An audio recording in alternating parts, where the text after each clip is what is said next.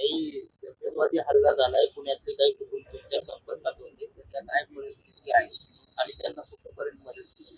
काल संध्याकाळी one nation one इलेक्शनची कमिटी मीटिंग दिल्लीला चालली होती आणि मीटिंग चालू असतानाच आम्हाला सगळ्यांना पार्लमेंटची जी अनेक्सची बिल्डिंग आहे तिथे आम्हाला निरोप आला की अशी अशी दुर्दैवी घटना झालेली आहे.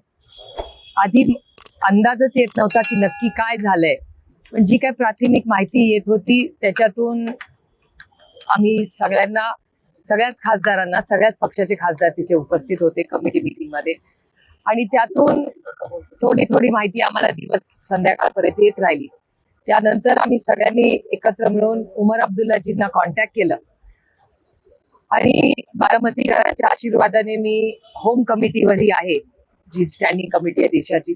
त्यामुळे होम मिनिस्ट्रीच्या काही अधिकारी, अब्दुल्लांचं ऑफिस, या सगळ्यांना तातडीने सोशल मीडियाचा वापर करून, ट्विटरचा वापर करून, फोन, या सगळ्या माध्यमातून आम्ही सगळ्याच पक्षाचे खासदार तिथे उपस्थित होते.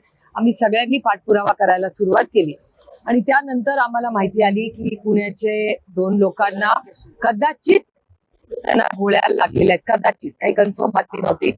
आणि नंतर त्यांच्या घरी घटना झाली. मी काय नाव वगैरे सांगत बसणार नाही कारण खूप सेन्सिटिव्ह इश्यूज आहेत.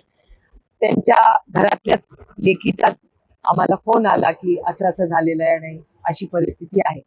ही खूप दुर्दैवी, कितीही आपण सगळ्यांनी त्याचा निषेध केला तर कमीच आहे. याच्याबद्दल हा खूप गंभीर विषय आहे आणि मला असं वाटतं जोपर्यंत होम मिनिस्ट्री एक ऑफिशियल स्टेटमेंट करत नाही, माझ्यासारख्या लोकप्रतिनिधींनी अतिशय जबाबदारीने स्टेटमेंट्स केली पाहिजेत, कारण का विषय सेन्सिटिव्ह आहे. अजूनही अनेक लोक अनेक भागांमध्ये अडकलेली आहेत. पूर्ण ऍडमिनिस्ट्रेशन, होम मिनिस्ट्री असेल, JNKचं स्टेट ऍडमिनिस्ट्रेशन असेल, ते पूर्णपणे काल दुपारपासून अतिशय ऍक्टिव्ह पद्धतीने सगळ्यांना मदत करायचा प्रयत्न करतोय. त्याच्यामुळे मला सगळ्यांनाच विनंती राहील आणि माझ्यापासून त्याची मी सुरुवात करीन की आता ही टीका टिप्पणी करायची वेळ नाही. आता पहिले आपले भारतीय लोक सुरक्षित आहेत ह्याला प्राधान्य देणं गरजेचं आहे. आणि मी एवढीच विनंती करीन की एकदा माननीय प्रधानमंत्री आणि माननीय होम मिनिस्टर यांनी या सगळ्याचा आढावा घेतल्यानंतर त्यांनी एक ऑल पार्टी मीटिंग बोलवावी आणि आम्हालाही ब्रीफ करावं आणि देशालाही ब्रीफ करावं की काय परिस्थिती आहे. पण आम्ही सगळे जी कुटुंब आता काश्मीरमध्ये अडकलेली आहेत, महाराष्ट्रातली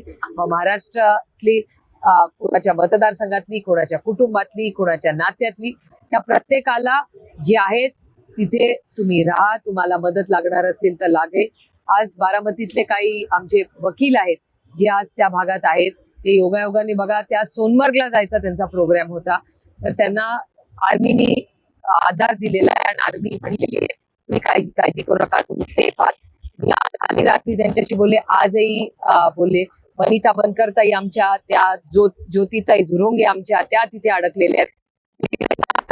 रश्मी कामटेकरला फोन आला होता आणि आता ती रश्मीला असं एका फोनवर सांगत होती की आम्हाला परत येण्याची तिकीट फार महाग पडतात. त्याच्यामुळे मी आता राम नायडूजींना आता कॉन्टॅक्ट केलेला आहे, पण ते दुसऱ्या फोनवर व्यस्त होते. सगळेच कोऑर्डिनेशन मध्ये व्यस्त आहेत. तर मी रेल्वे मंत्रालय आणि ट्रान्सपोर्ट, जे स्टेट ट्रान्सपोर्ट आहे, आणि विमान मंत्रालयाला तिघांनाही विनंती करीन ही काय प्रॉफिट करण्याची वेळ नाही, ही माणुसकीची वेळ. जसे जमेल, ज्यांना इच्छा असेल त्यांना सुखरूप घरी आणण्याची नैतिक जबाबदारी आपल्या सगळ्यांचीच आहे. त्याच्यामुळे आता तिकिटाचा भाव काय वगैरे ह्याच्यात न पडता जितकी विमानं लावून जितक्यांना घरी यायचं आहे त्यांना तातडीने सरकारने यंत्रणा लावून घरी आणलं पाहिजे, याची माझी आग्रहाची एक माणुसकीच्या नात्याने विनंती असते. एक पर्यटकांचा व्हिडिओ आलाय की त्यांची विमान तिकीट लांब आहे, 4 दिवसावर 5 दिवसावर, तर त्यांची व्यवस्थित लवकर सुटका करावी अशी त्यांची मागणी आहे. व्हिडिओ त्यांनी प्रसारित सुद्धा केलाय. विमान मंत्री आपल्या पुण्याचेच राज्यमंत्री आहे, काय सांगायला? मी कॅबिनेट मिनिस्टर राममोहन नायडू, मी आत्ताच तुम्हाला म्हणलं की जे कॅबिनेट मंत्री आहेत, मुरली अण्णा मोहोळी आहेत, मी ऍक्च्युली राममोहन नायडूंनाच कॉन्टॅक्ट केलं होतं. त्यांचा फोन येईलच 1-2-4 मिनिटात. मी त्यांनाही विनंती केली की शक्य असेल, आणि मी ट्विट्सद्वारे रेल्वेमध्येही ज्यांना मुव्हमेंट करता येईल, काही लोक हायवेनी कदाचित जाऊ शकतील, अनेक ट्रान्सपोर्टची कनेक्टिव्हिटीज आहेत. कोणी स्टेट ट्रान्सपोर्ट म्हणजे ST जशी आपल्याकडे, तशी जी स्टेट ट्रान्सपोर्ट आहे जम्मू काश्मीरची, जे काही ट्रान्सपोर्टचे माध्यम असतील त्या प्रत्येक माध्यमाचा उपयोग करावा. कारण का अनेक ठिकाणी लोक पॅनिक झालेली आहेत, नातेवाईक पॅनिक झालेले आहेत. अनेक लोकांचे फोन येत आहेत जे पुढच्या आठवड्यात काश्मीरला जाणार आहेत ते कॅन्सल करतायत. त्यामुळे टुरिस्ट इतकं सुंदर पद्धतीने सगळं तिथे चालू असताना एवढं मोठं दुर्दैवी घटना काल झालेली आहे. त्याच्यामुळे सगळे अर्थातच घाबरलेले आहेत. पण आता आपल्याला लोकांना मदत करण्याची ही वेळ आहे. त्याच्यामुळे पुढचे 48 तास सगळ्यांची सुरक्षितता, सुखरूप असणे, लहान मुलं, ज्येष्ठ नागरिक त्यांना मदत देणं, याच्यातच मला असं वाटतं आपण सगळ्यांनी वेळ दिला पाहिजे. 26/11 नंतर सगळ्यात इतका मोठा सिव्हिलियन अटॅक असं म्हणावं लागलं सगळ्याला. इंटेलिजन्स फेल्युअर वाटतं सगळं. नाही, तुमच्याच चॅनलवर मी सकाळी पाहिली बातमी. तुमच्या चॅनलवर अशी बातमी सांगण्यात आली की 2 आठवड्यापूर्वी हा एक माहिती सरकारकडे आली होती असं चॅनल्स म्हणतात. I have no confirmation about it. पण त्याच्यामुळे आता मी काय आरोप प्रत्यारोप करण्यामध्ये नाही, कारण का मला आता प्रत्येक नागरिक सुरक्षित परत येणं हे माझं आणि आमची जे कोणी आमचे ओळखी फ्रेंड्स तिथे आहेत त्यांना आम्ही कॉन्टॅक्ट करतोय. त्यामुळे अर्थातच इंटेलिजन्स फेलियर आहे का नाही, जर वर्तमानपत्र आणि TV पाहिला तर जे रिपोर्टिंग येतंय जम्मू अँड काश्मीर मधून त्याच्यात सांगण्यात येते की 15 दिवसापूर्वी काहीतरी असं इंटरसेप्ट झालं होतं. आता झालं का नाही मला असं वाटतं आपण एखादा दिवस थांबूया, होम मिनिस्ट्रीकडून काय ऑफिशियल स्टेटमेंट येत आहे त्याची वाट बघूया आणि त्याच्यानंतर अर्थातच हे प्रश्न आम्ही सरकारला नक्कीच विचारू. पण आता मला असं वाटतंय की पुढचे 24 तास प्रत्येकांना त्याची सुरक्षिततासाठी आपण सगळ्यांनी मिळून प्रयत्न केले पाहिजे.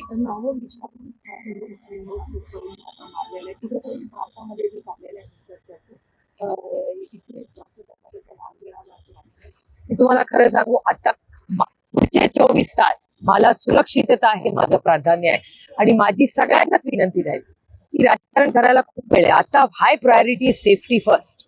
माझ्या स्वतःच्या मतदारसंघातले असे अनेक ग्रुप्स आहेत जे 22, 24, 48, 50 लोक एकत्र आहेत.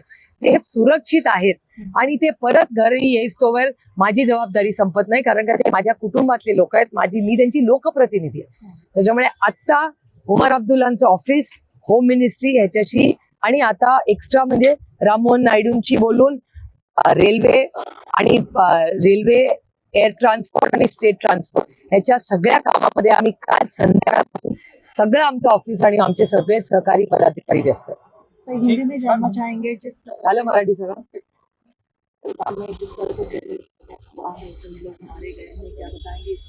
ये जो घटना कल पहलगाम में हुई, कल 1 नेशन 1 इलेक्शन की मीटिंग दिल्ली में चल रही, दिल्ली में हम लोग सब वहाँ थे, हर पार्टी के सांसद वहाँ थे और तभी हमें पहली बार मैसेज आया कि ऐसी घटना हुई है.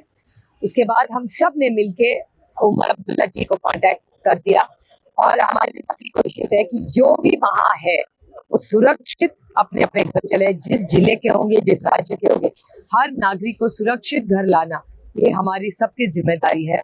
और हम सब, वो होम मिनिस्ट्री हो या JNK एडमिनिस्ट्रेशन हो, JNK एडमिनिस्ट्रेशन से हम सब कल से पूरी रात उनके कांटेक्ट में थे, सुबह से भी लगे हुए हैं क्योंकि बहुत सारे ऐसे टूरिस्ट आज हैं घर वापस आना चाहते हैं. मैंने राममोहन नायडू जी को भी कांटेक्ट करने की कोशिश की है और मेरी सिर्फ इतनी मांग है कि रेलवे मंत्रालय हो या एयरपोर्ट अथॉरिटी हो या स्टेट ट्रांसपोर्ट जो JNK का हो, इस मामले में अभी टिकट्स हमें मेरे संगठन में काम करनी ज्योति जुरंगी जी है, दौंड की है, वो उनका सुबह से फोन आ रहा है. वो फंसी हुई है श्रीनगर में, वापस जल्दी आना चाहती है लेकिन टिकट महंगा है ऐसा उनका कहना है. तो मेरी सरकार से विनती है कि अगले 2-4 दिन जब तक हर हमारा पर्यटक वापस ना आ जाए, ये जो फेयर्स लगाए रहे वो कम होने चाहिए, भले वो रेलवे का हो, स्टेट ट्रांसपोर्ट हो या प्लेन का. मैम, पैटर्न है जो विक्टिम्स हैं जो सामने आ रहे हैं, उनके बयान इस तरह से आ रहे हैं कि टारगेट किलिंग की गई है नाम से. क्या लगता है? ये कुछ समझ में नहीं आ रहा है क्योंकि 2 फॉरेनर्स हैं, कई इंडियंस हैं, बहुत सारी मिक्स्ड न्यूज आ रही है. तो मेरे ख्याल से जब तक ऑफिशियल स्टेटमेंट केंद्र सरकार का, होम मिनिस्ट्री का नहीं आता, मेरे ख्याल से हम सब ने बहुत जिम्मेदारी से हमारे स्टेटमेंट्स करने चाहिए.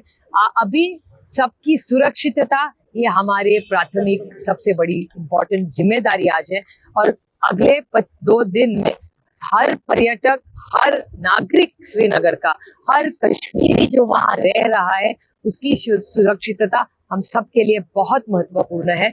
और मैंने जो भी हमारे बहुत सालों से जिनके साथ रिश्ते रहे हैं, वो सारे लोग हो, उन सब से भी मैंने कल बात की। कई लोग श्रीनगर में रहते हैं, कई श्रीनगर से बाहर रहते हैं, उन सब से सारे डरे हुए हैं, बड़े टेंशन में है सब। तो मेरी आप सबसे भी विनती रहेगी कि जब तक केंद्र सरकार का ऑफिशियल स्टेटमेंट ना आए, हम सब ने बड़ी विनम्रता से मैं विनती कर रही हूँ कि ये शांति और अमन का अभी टाइम है, पहले सबकी सुरक्षितता रहे।